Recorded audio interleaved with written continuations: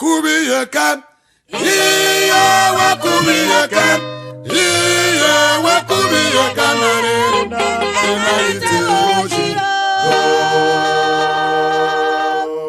hey, me no baro no buko man, me no baro no bopare man, wo yorwa kawanare, na ite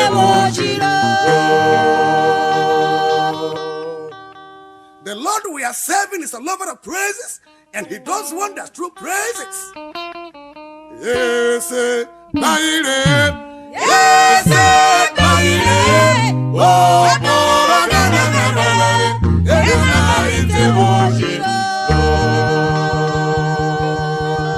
our God is so merciful. Why are Lateya Boket?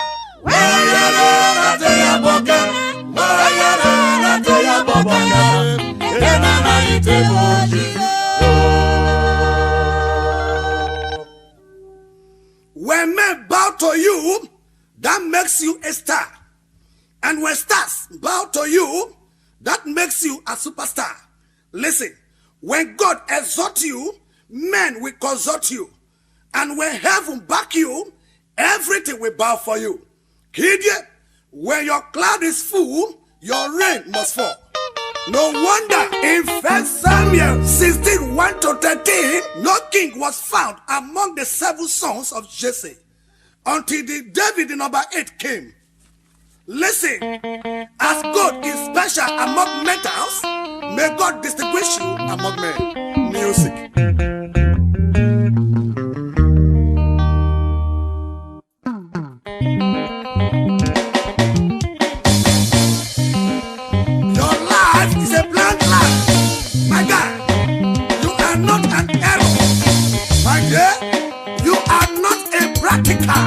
And you are not an experiment.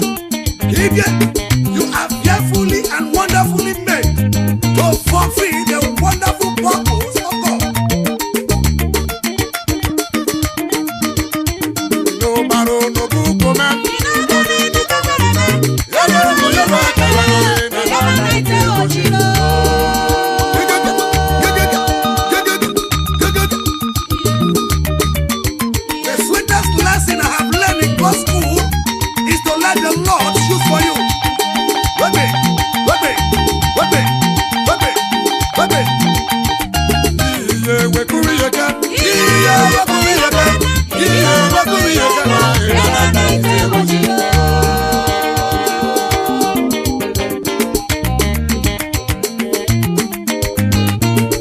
Smile, it makes you look better. Forgive, it makes you free. Pray, it keeps you stronger. And give, it makes you richer. Evangelist Mrs. Lizioma, your fans are waiting.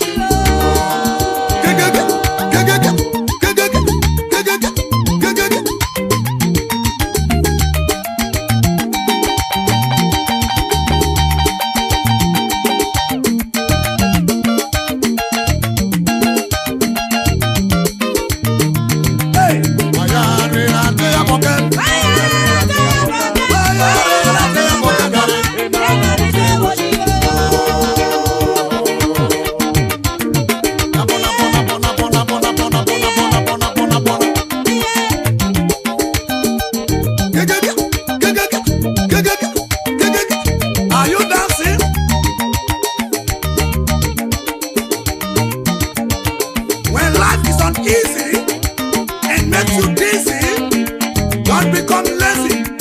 If God is busy making your life rosy.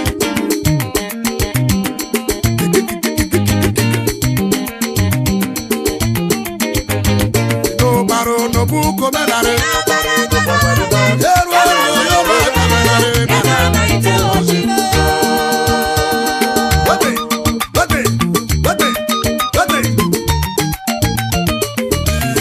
Kuwiye